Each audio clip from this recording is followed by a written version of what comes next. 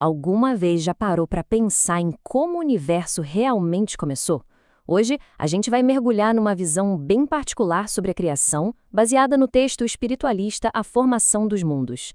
É uma viagem que tenta conectar tudo, desde a origem de tudo até a nossa própria consciência, e que nos faz repensar o que a gente acha que sabe sobre de onde viemos. Pois é, de onde viemos? Essa talvez a grande pergunta que move a humanidade, não é? A fonte que a gente vai analisar hoje traz uma resposta que busca unir o espiritual e o material de um jeito fascinante. Para entender como, vamos dar uma olhada no caminho que a gente vai percorrer. Então, a nossa jornada começa lá no comecinho de tudo mesmo, na vastidão do cosmos com a origem do universo. Depois a gente foca na Terra, para entender o despertar da vida e a chegada da humanidade. Daí, vamos olhar de novo para as estrelas, pensando em outros mundos. E para fechar, a gente amarra tudo, vendo como ciência e espírito podem, quem sabe, andar de mãos dadas. Nossa primeira parada, o ponto zero, o início de tudo. Como é que o universo, com toda essa imensidão, simplesmente surgiu? A visão que a gente vai explorar aqui parte de uma ideia bem central. E a primeira grande questão que o texto joga na mesa é essa: o universo sempre existiu ou ele teve um criador? Sabe, é um dilema fundamental e a resposta que encontramos aqui se baseia numa lógica bem interessante. Olha só. E aqui está o pulo do gato. O argumento é que algo não pode se criar. Se o universo fosse eterno, coexistindo com Deus, ele não seria uma criação divina. Portanto, para ser considerado uma obra, ele precisa ter tido um início. Faz sentido, né? Ok, beleza. Se o universo foi criado, a próxima pergunta óbvia é: como? Qual foi o mecanismo? Como é que essa criação tão monumental aconteceu? E a resposta é ao mesmo tempo super simples e muito profunda. Foi pela vontade divina. O texto até cita aquela famosa passagem do Gênesis, mas a ideia aqui não é levar ao pé da letra. É usar o faça-se à luz como uma poderosa alegoria para essa intenção criadora, um conceito que, aliás, a gente encontra em muitas outras tradições. Agora, passando do porquê para o como mais físico, a formação dos mundos é descrita de um jeito que soa surpreendentemente familiar para a cosmologia moderna. A matéria espalhada pelo espaço começa a se juntar, se condensar, e assim dá origem às estrelas e aos planetas.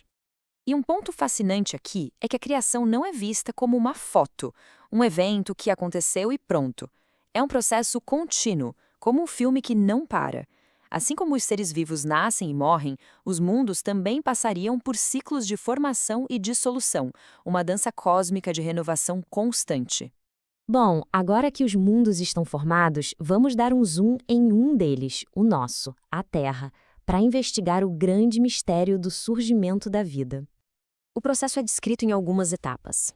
A ideia central é que os blocos de construção da vida, digamos assim, já estavam todos aqui na Terra, num estado dormente.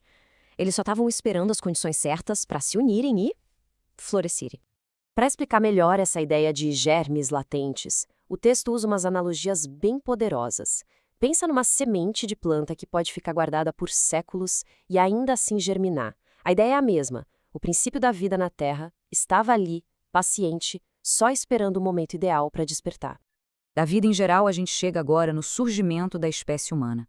E é aqui que a análise oferece uma reinterpretação bem ousada de uma das histórias mais conhecidas do mundo. Olha só que contraste interessante. A visão tradicional coloca Adão como o primeiríssimo e único ancestral de todos. Já nesta interpretação, a história é outra. Ele não teria sido o primeiro, mas sim o progenitor de uma das raças que sobreviveram a um grande cataclismo e ajudaram a repovoar a Terra. Isso, claro, leva diretamente a uma explicação para a diversidade humana. Se a humanidade surgiu em vários pontos do globo e em épocas diferentes, as diferenças físicas e culturais que a gente vê hoje seriam resultado da adaptação a cada ambiente e, claro, da mistura entre essas várias linhagens originais. Depois de explorar as nossas origens aqui na Terra, a análise nos convida a levantar os olhos para as estrelas e a considerar uma ideia que até hoje continua a nos fascinar. A pergunta é uma das mais antigas e provocadoras que existem. Será que estamos sozinhos no universo? Bom, o texto não fica em cima do muro, não. Ele dá uma resposta bem direta. A resposta é um sim categórico. E mais do que isso, é um convite à humildade. A ideia de que a humanidade terrestre não é o ápice da criação, mas apenas uma entre inúmeras outras civilizações espalhadas pelo cosmos. Mas como seria a vida nesses outros mundos? A analogia aqui é brilhante. Pensa assim, Os peixes são perfeitamente feitos para a água e os pássaros para o ar. A lógica seria a mesma. A vida em outros planetas seria perfeitamente adaptada aos seus próprios ambientes, por mais estranhos que possam parecer para nós. E agora a gente chega na nossa sessão final, onde tudo se conecta. Como é que essa cosmologia espiritual dialoga com as descobertas da ciência e com os textos sagrados mais tradicionais? Aqui está a chave para a reconciliação proposta. O argumento é que o conflito não é de verdade entre fé e razão, mas sim entre diferentes interpretações. O problema não estaria nos textos em si, mas na nossa tendência de ler tudo ao pé da letra, ignorando o caráter simbólico e alegórico de muitas passagens. E aqui a gente vê essa reinterpretação em ação. Os 6 dias da criação se transformam em 6 longos períodos geológicos. O Adão, como a gente viu, não é o primeiro homem, mas o tronco de uma raça. E o grande dilúvio? É visto como uma catástrofe local, não global. É uma forma de alinhar a narrativa antiga com a escala de tempo gigantesca que a ciência nos mostra. Então, o ponto crucial é este. A ciência não é vista como uma ameaça à fé. Muito pelo contrário. Ela é vista como a ferramenta que nos permite apreciar a grandeza da criação numa escala muito mais vasta e majestosa do que as interpretações antigas poderiam sequer imaginar. E a gente termina com essa reflexão. E se a ciência e a fé não forem inimigas, mas sim duas faces da mesma verdade, duas linguagens diferentes tentando descrever a mesma realidade complexa? É uma pergunta que fica para a gente pensar. Muito obrigado pela companhia nesta exploração.